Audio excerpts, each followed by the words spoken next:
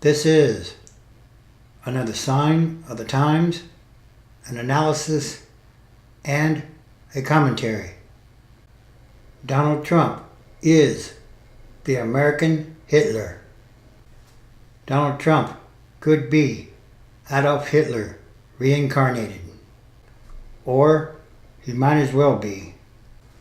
Some say that Donald Trump will destroy this entire country, its institutions and its safeguards, the rule of law and the customs of civility, the concept of truth, and even the nature of valor to protect his own skin. So, we are not dealing with a normal person here, let alone a normal president. This is a damaged man, a man who has always lived in his own reality and played by his own rules. When the truth doesn't suit him, he simply, with a devilish ease, invents an alternate reality. There are no hard and fast absolutes in his realm of rubber. Everything is malleable, and he has an abundance of gall and a deficit of integrity to push everything until it bends. Also, he didn't start his run for president believing that he could actually win or even wanting to win. It was just another show, another act in the carnival. He came slowly, we believe, to the realization that he could win, and more important, but he wanted to. But again, he didn't want to win to serve the country.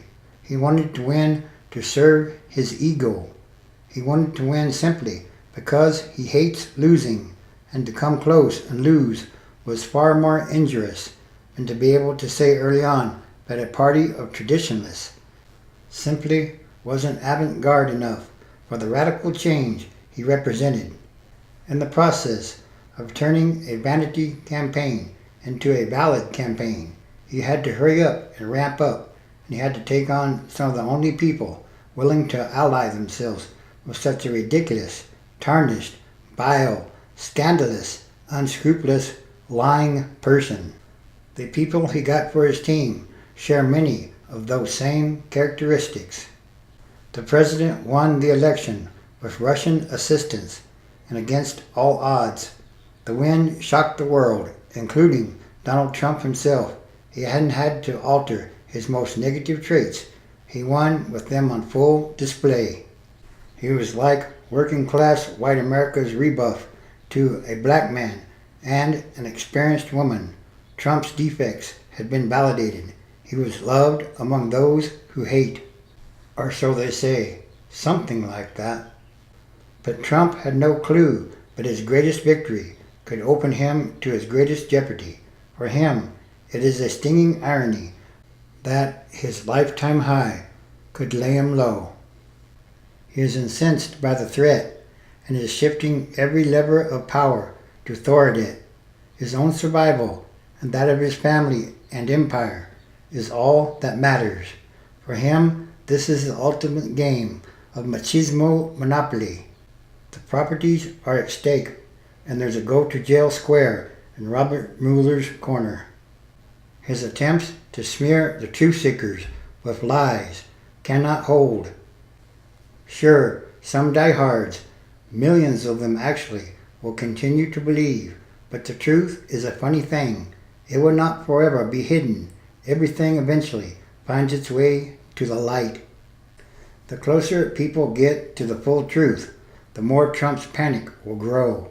He will feel more and more like a cornered animal, and it is very likely that he will resort to his final unthinkable options. Donald Trump will never put the country above himself.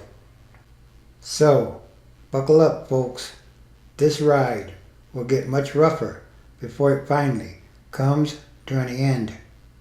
Yes, Trump is like the American Hitler and could be Adolf Hitler reincarnated. Donald Trump is part German, and he says he knows the Russians better than anybody because he has long-standing business interests in Russia. Adolf Hitler died in 1945, and 14 months later, Donald Trump was born. And now, President Trump, apparently taken by the Bastille Day parade in Paris, which he attended last summer, has instructed Pentagon brass to organize an even bigger show of military strength down Pennsylvania Avenue in Washington. Tanks, missiles, jets, and rows of uniformed troops marching in precision. We're going to have to try to top the French procession, he told reporters. No date has been set, but the planning is underway. It's all a bit silly, but leaving aside for the moment Mr. Trump's insecurities and his desire to do everything bigger than anyone else, there are some serious reasons to reject his idea.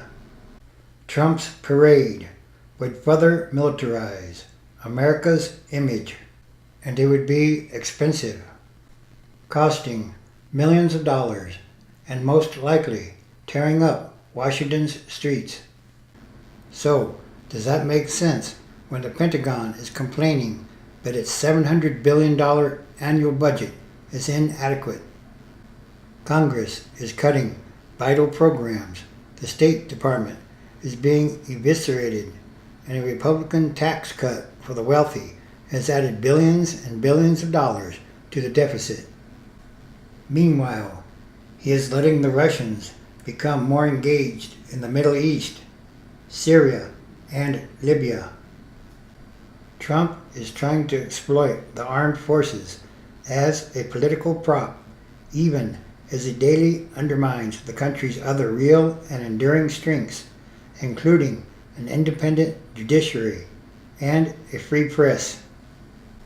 During World War II, such military spectacles were a hallmark of the Germans, and during the Cold War, they were also a hallmark of the Soviets. Today, North Korea regularly stages its own robotic displays of military power in an effort to intimidate adversaries. What Americans in the world need from Mr. Trump is not martial pageantry, but a demonstration that he understands that national strength relies on much more than military power. There are other similarities as well between Trump and Hitler. These are just a few of them. And all these are more signs of the end of times as we know them, transition days, which is a time of extraordinary changes, happenings, and events. Because it's still about what kind of world are we leaving to the future generations, and that should be a very important question to ask. Daniel chapter 11 verse 36. And the king or leader shall do as he wills. He shall exalt himself and magnify himself above every god, and shall speak astonishing things against the God of gods. He shall prosper till the indignation is accomplished. For what is decreed shall be done. He shall pay no attention to the gods of his fathers, or to the one beloved by women. He shall not pay attention to any other god, for he shall magnify himself above all. He shall honor the God of fortresses instead of these, a God whom his fathers or ancestors did not know. He shall honor with money, gold and silver, with precious stones and costly gifts. He shall deal with the strongest fortresses with the help of a foreign god. Those who acknowledge him he shall load with honor. He shall make them rulers over many, and shall divide the land for a price. Revelation chapter 13, verse 18. This calls for wisdom. Let the one who has understanding calculate the number of the beast, for it is the number of a man, and his number is 666. Again, it's time for prophecy to be fulfilled. And all these are more signs